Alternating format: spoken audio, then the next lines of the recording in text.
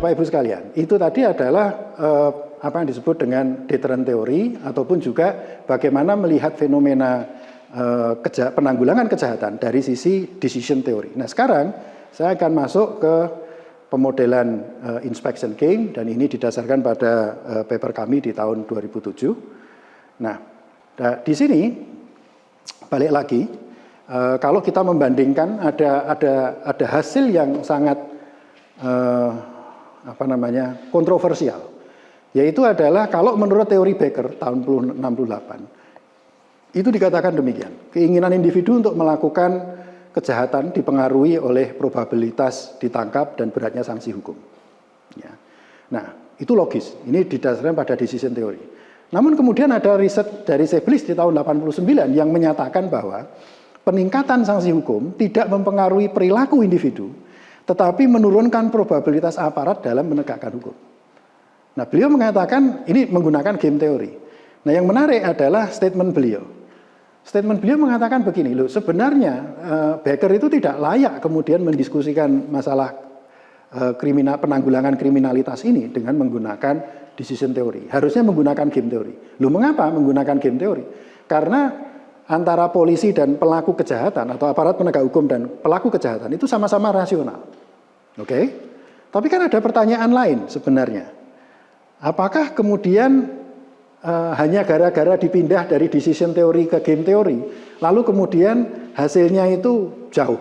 Hasilnya itu kira-kira yang dikatakan oleh Seblis tadi adalah counterintuitif. Yang punyanya Becker itu logis, tetapi yang punyanya Seblis itu adalah counterintuitif. Ya. Lalu pertanyaannya adalah apakah kritik Seblis terhadap Becker itu bisa dijustifikasi?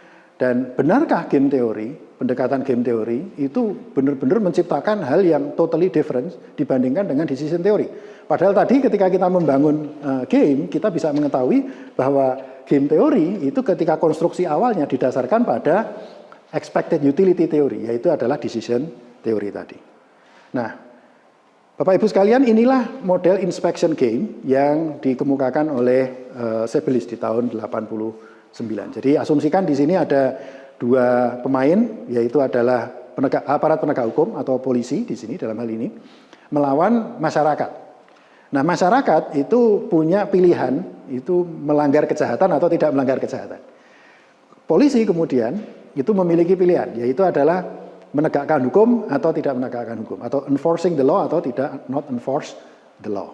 Ya.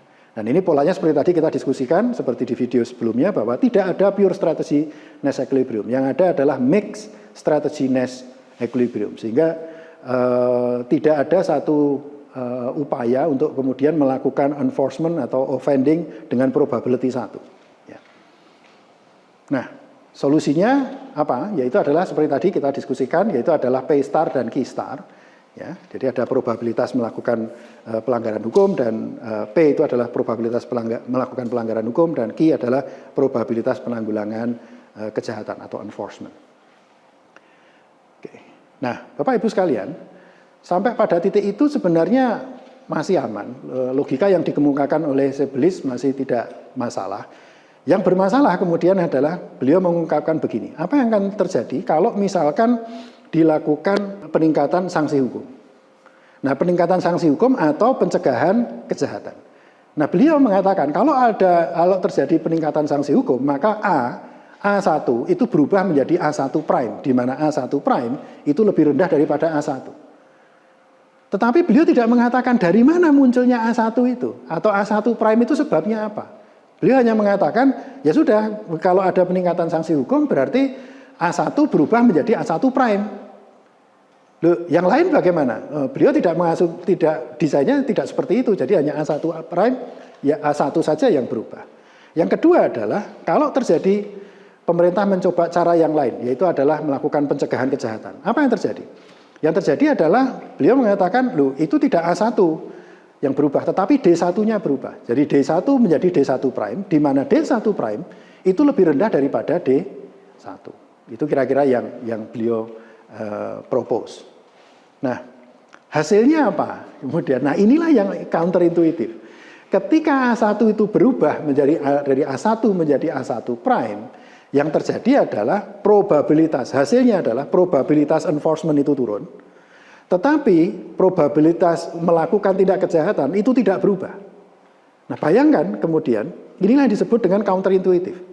Hukumannya dinaikkan, tetapi tidak akan mempengaruhi orang dalam melakukan tindak kejahatan. Namun, di sisi yang lain justru menurunkan kemungkinan polisi untuk melakukan enforcement. Okay. Nah, inilah yang menarik untuk dikaji. Ya. Nah, sebelum kita kemudian melakukan perbaikan atau refinement terhadap game itu, mari kita bandingkan dulu. Karena tadi Seblis selalu mengatakan, kalau kemudian analisisnya Becker itu dimodelkan dengan cara game teori, dengan cara yang baik katanya, menggunakan game teori, itu hasilnya itu sama sekali berbeda. Loh, kalau begitu, dia sebenarnya secara implisit mengatakan bahwa kedua pendekatan itu hampir sama. Nah, mari kita lihat apakah kedua model itu sama. Ternyata identifikasi saya tidak.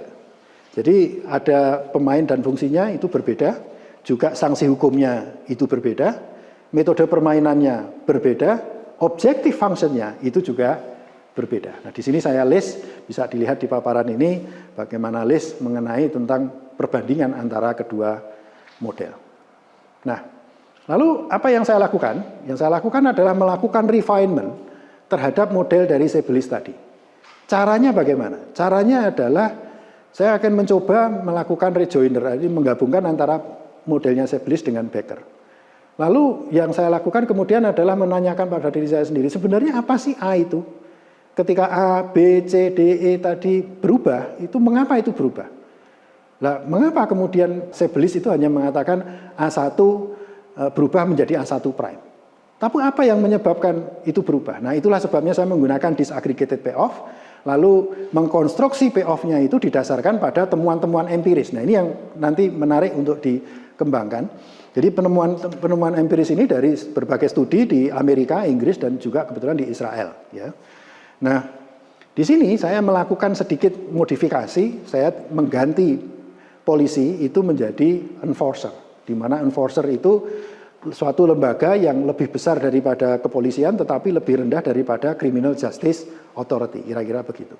Lalu agar apa? Agar punishment itu bisa dibuat endogen. Okay. Dan punishment ini ada dua, yaitu adalah direct punishment dan indirect punishment. Jadi direct punishment itu apa? Kayak penjara, denda, dan lain sebagainya. Yang indirect punishment itu apa? Yaitu adalah negative reputational effect. Jadi kalau orang memiliki reputasi pernah melakukan kejahatan sebelumnya, maka yang bersangkutan tidak akan bisa mendapatkan beberapa pekerjaan ke depan. Ya.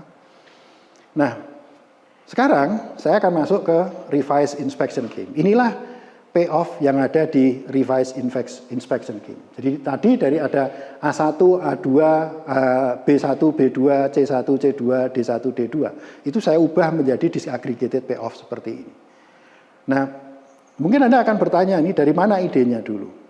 Sebagian besar dari ide ini sebenarnya adalah, ya memang kita melihat dari berbagai literatur, tapi juga bagian dari pengalaman masa kecil.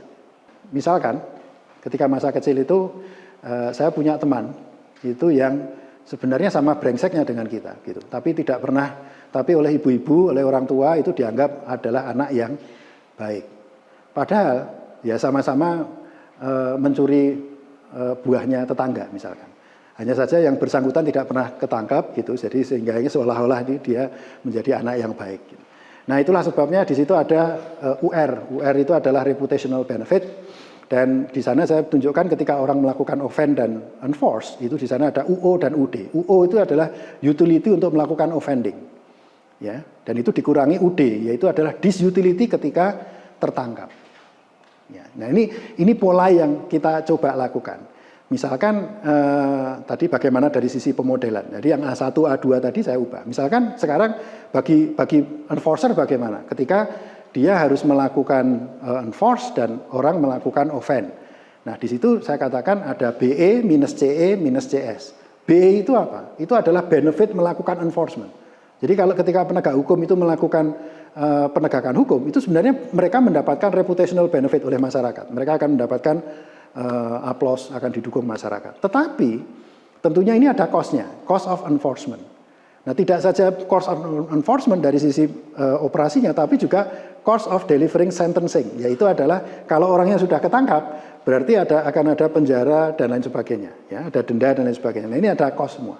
Nah, inilah yang saya coba rekonstruksikan di dalam revised inspection game ini menjadi suatu game yang perbaikan dari pola yang dilakukan oleh Sebelis. Nah, hal yang lain bisa dilakukan untuk berbagai macam game yang lain bisa dilakukan dengan pendekatan seperti ini.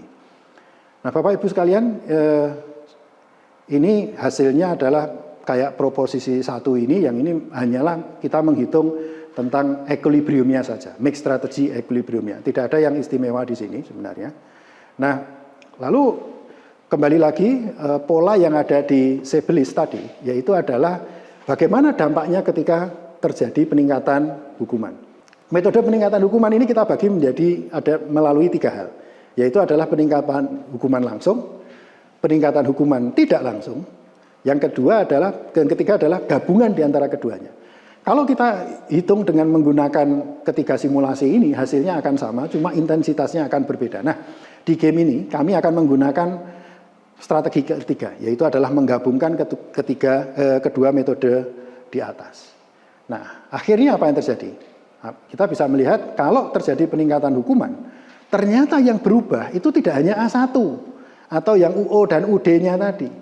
Ternyata di pemain 2, payoff bagi pemain 2 pun itu berubah. Dan bagi pemain 1 itu semua payoff-nya ternyata berubah juga ketika terjadi peningkatan saksi hukum. Jadi cara Sebelis memodelkan ternyata kurang tepat. Dan itu bisa diperbaiki, bisa diketahui kalau kemudian kita melakukan disaggregated payoff, sehingga kita akan mendapatkan model yang lebih tepat. Nah, dampaknya apa di sini? Dampaknya peningkatan hukuman itu masih ada dualismenya, ya, ambiguitasnya. Masih ada ambiguitas di sini. Jadi probabilitas penegakan hukumnya itu akan meningkat jika ada syarat-syarat yang dipenuhi di situ, yaitu adalah perubahan dari utility dari offending itu harus lebih besar dari perubahan dari utility untuk serving direct punishment, dan juga perubahan dari reputation utility-nya. Nah, Bapak Ibu sekalian, saya ingin membawa ke arah program pencegahan kejahatan. Nah, ini adalah alternatif pendekatan kalau dibandingkan dengan pendekatan yang pertama tadi. Kalau pendekatan pertama tadi dikaitkan dengan peningkatan sanksi hukum. Sekarang kita coba dengan meningkatkan program pencegahan kejahatan. Caranya bagaimana? Caranya seperti ini. Program peningkatan pencegahan kejahatan itu biasanya diberikan kepada anak-anak, diberikan kepada orang-orang muda. Nah, ada preschool, ada Abercedarian preschool kalau di Amerika, itu diberikan kepada anak-anak yang berisiko itu untuk menikmati preschool atau prateka. Ya. Mereka memulai dari level yang seperti itu. Nah, artinya apa?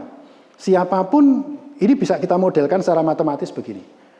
Siapapun yang tidak memiliki catatan kriminal itu akan mendapatkan seolah-olah subsidi. Jadi orang akan disubsidi, orang yang berperilaku baik akan disubsidi oleh pemerintah sehingga dia tidak memiliki keinginan untuk melakukan tindakan kejahatan, misalkan ya. Nah, ini apa yang bisa dimunculkan di sini? Di sini saya munculkan satu variabel namanya TR. TR itu adalah transfer payment atau subsidi. Jadi bagi publik itu akan menerima transfer payment kalau yang bersangkutan itu tidak pernah memiliki catatan kejahatan. Tapi TR itu nilainya sama dengan CP. CP itu adalah biaya program pencegahan yang menjadi tanggungan enforcer. Gitu, yang menjadi tanggungan enforcer. Nah, inilah yang kemudian menjadi mix di antara keduanya. Kalau kita lihat dari sudut pelaku, dari publik itu mendapatkan tambahan TR, ya, atau transfer payment. Sementara biaya transfer payment itu akan sama nilainya dengan CP, yaitu adalah program pencegahan. Nah, siapa yang dapat? Yang dapat itu adalah yang dapat TR tadi. Siapapun yang tidak pernah memiliki catatan kejahatan. Artinya, kalau orang sudah pernah ada di offense enforce, maka tidak akan ada TR. Tapi kecuali di sana itu TR dan CP itu ada. Ya. Karena yang penting tadi, ide awalnya adalah siapapun yang tidak memiliki catatan kriminal itu akan mendapatkan subsidi. Nah, apa yang terjadi kemudian? Nah, dampaknya ini yang menarik. Jadi dampaknya dengan cara seperti itu, dengan pencegahan penanggulangan kejahatan seperti ini, yang terjadi adalah implementasi program pencegahan kejahatan menurunkan probabilitas kejahatan dan penegakan hukum. Nah, sehingga tidak ada lagi, dengan kondisi seperti ini tidak ada lagi counterintuitif.